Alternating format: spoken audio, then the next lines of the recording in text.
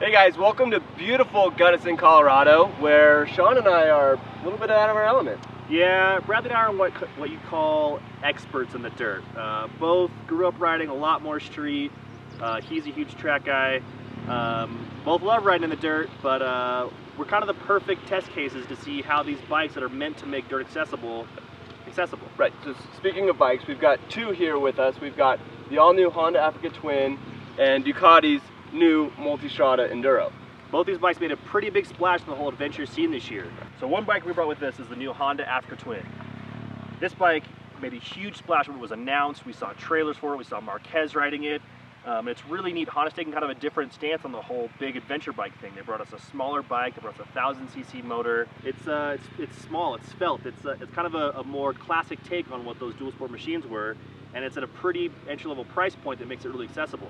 Yeah, so we've also got the Multistrada Enduro here, and this carries the Multistrada name, but it is such a different motorcycle than what you've seen in the past from Ducati. A ton of new parts to it. You've got completely reshaped ergonomics, this larger tank, that dual-sided swing arm, different size wheels, new electronics. This is a bike meant for going off-road. I love the standard Multistrada.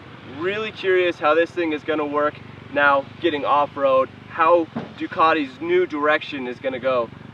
Sure, they've added a lot more than just dirt tires. Honda obviously, you know, making a real big claim with this name. We're going to find out this weekend if these two things can really, you know, hold their own against. We also have our 1200 GS Adventure and the KTM 1190 Adventure R. Two bikes that have been really go toe-to-toe every year, and people, you know, debate always, but they're proven off-road time and time again. 4 bikes, lots of trails to hit today. We're gonna hit mostly dirt, very little pavement, and hopefully Sean and I don't hurt ourselves. Yeah, we're gonna see who falls the most, and it's gonna be me. All right, see you out there. We should mention, by the way, that we are out here with the crew from ADV Rally. It's a, right now I think it's a 2-part series. They got one out in the Sierras and one in Colorado here.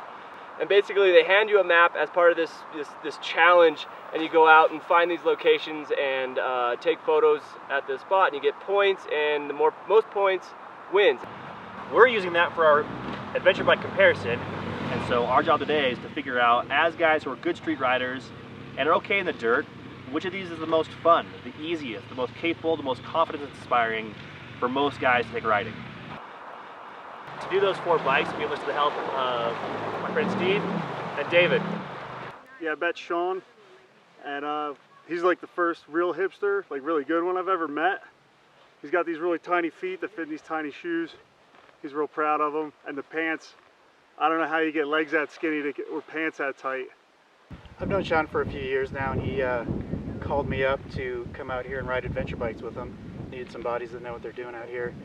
I like to live the big adventure lifestyle, so thought why not? Came out here, ride these awesome bikes, see which one I want to buy next. So guys, after like a half day now, I think this is your first chance to ride almost all of these bikes, right? What are your opinions on the bikes? I think the first thing is the one that I had my heart set on replacing my Tiger is now my least favorite, which is the KTM. The BMW impressed me the most just because I didn't think something that big could be that fun. Africa Twin, it's really good at everything, and I'm trying to find something wrong with it, but I can't. Tell me about the Multistrada. That thing is pretty awesome. I'm afraid to say I like the Multistrada Enduro. The motor is insane.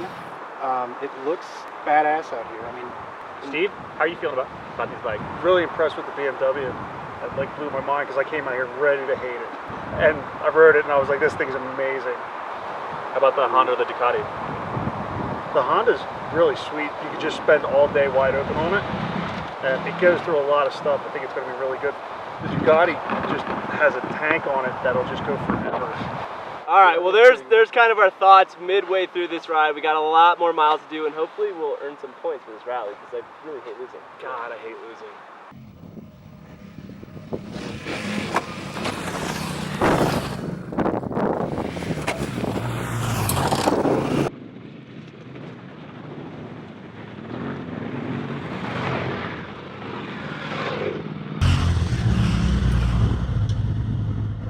We did get a ton of time on these bikes, and Interestingly enough, I think we've all got a slightly different opinion.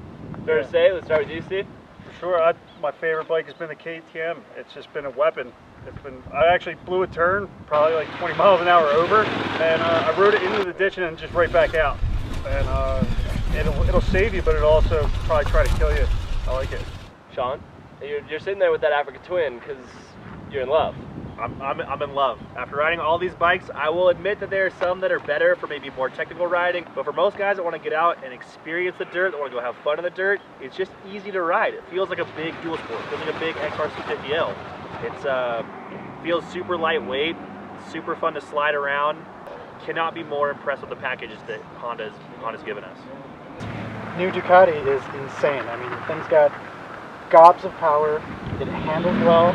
It went everywhere all these other bikes went. You also remember that, like, give or take some packages, that is the most expensive bike in this test, right? Yeah. This bike starts at 21. About 21.3, I think it is. 21.3. And it doesn't come with the Scorpion Rally tires that we got on it now. That's right. The tires, the crash bar, some of the other things are an addition.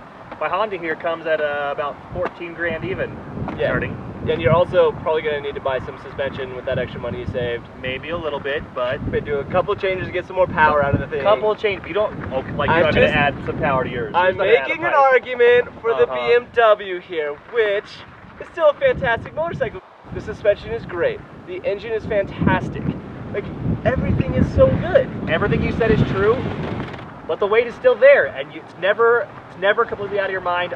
It's amazing how the bike handles the weight. It's an incredible feat of machinery and engineering, but it's still there are a lot of ADV riders heavy, in this world who clearly agree that this is a fantastic motorcycle based on BMW sales. Okay, so that's your favorite, but if we're talking about the best bike for most people to be the easiest, the most fun, to make adventure riding accessible, which bike is it? The Honda's a good bike.